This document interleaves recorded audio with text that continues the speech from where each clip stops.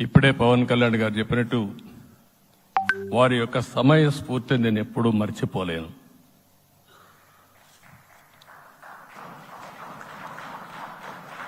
మొట్టమొదటిసారిగా నేను జైల్లో ఉన్నప్పుడు వచ్చాడు. వచ్చినప్పుడు నన్ను పరామర్శించాడు. బయట వచ్చి ఈ రాష్ట్రం అంత మునుపు చెప్పినా అంత మునుపు అనేక సందర్భాల్లో ప్రభుత్వ వ్యతిరేక ఓటు చీలకూడదని చెప్పారు.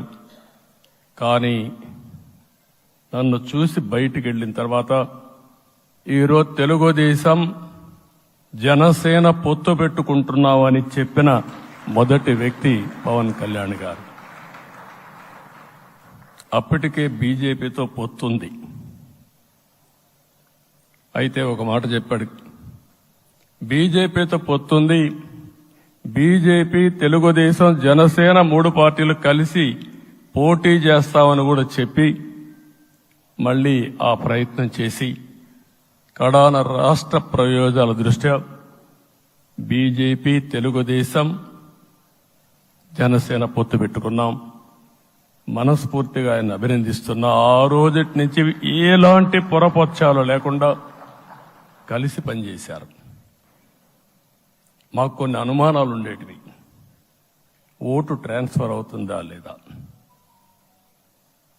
ఓటు ట్రాన్స్ఫర్ కాకపోతే ఎక్కడన్నా సీట్లు నష్టపోతామని. అందుకే మీరు ఒకసారి చూస్తే ఎన్నికలు మొత్తం సెట్ అయింది, నామినేషన్స్ వేసాం, ముందుకెళ్ళాం.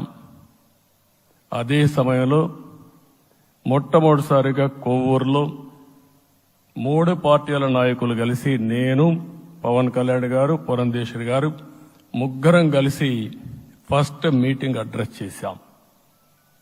అక్కడి నుంచి 6 జిల్లాల్లో మేమిద్దరం కలిసి తిరిగాం. బీజేపీ నాయకులు కలిసి వచ్చారు. ఆ తర్వాత మొట్టమొదటిసారిగా అమిత్ షా గారు ఏదైతే అనంతపూర్లో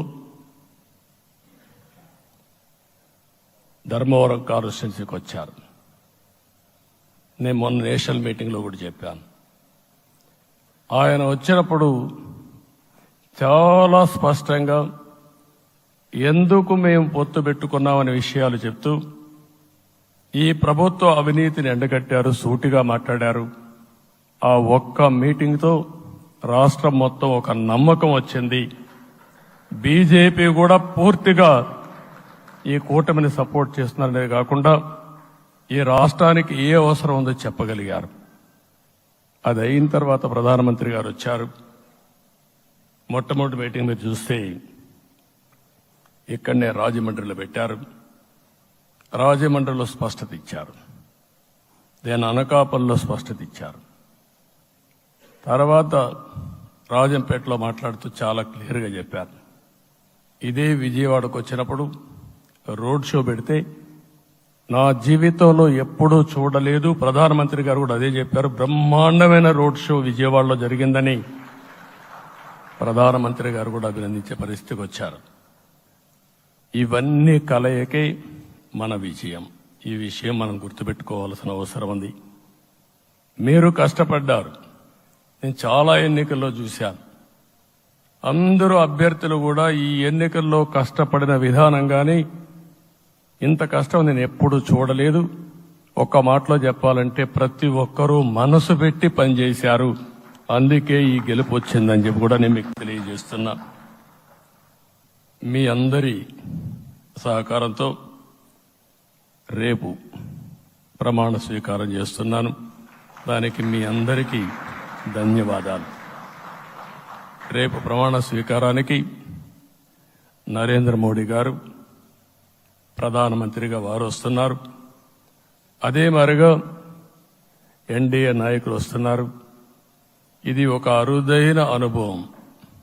అంటే నేను 4వసారి ముఖ్యమంత్రిగా ప్రమాణ స్వీకారం చేస్తున్నాను. కానీ ఈసారి దీనికి ఉండే ప్రాధాన్యత, ప్రజలు మన మీద పెట్టుకున్న నమ్మకం, నష్టపోయారు, ఇబ్బందులు పడ్డారు, మన మీద హోప్ పెట్టుకున్నారు. తిరిగి నేను ఒక్కడినే చేసే కార్యక్రమం కాదు. అందరం సమిష్టిగా మళ్లీ ప్రజలకు రుణం తీర్చుకునే సమయం ఆసన్నమైంది. దానికి ఈ రాష్ట్రానికి పూర్తిగా కేంద్ర సహకారం అవసరం. నిన్న పోయినప్పుడు కూడా నేను చాలా స్పష్టంగా కేంద్ర నాయకత్వాన్ని కోరాను. అటు అమిత్ షా గారిని, అదే మరి ప్రధానమంత్రి గారిని అందరినీ కోరాం. పూర్తిగా సహకరిస్తామని వారు హామీ ఇచ్చారు. దానికి మనందరి తరపున కేంద్రంలో ఉండే ప్రధానమంత్రి నరేంద్ర మోడీ గారిని, అదే మరి అమిత్ షా గారిని, కేంద్ర నాయకత్వాన్ని, అదే మరిగా బీజేపీ దేశ అధ్యక్షుడైనటువంటి నేషనల్ ప్రెసిడెంట్ గారి నడ్డా గారిని మనస్ఫూర్తిగా అభినందిస్తున్నానని చెప్పి కూడా నేను మీకు తెలియజేస్తున్నాను. ఈరోజు 40 సంవత్సరాలుగా రాజకీయాల్లో ఉన్నాను. నేను ఎప్పుడు కూడా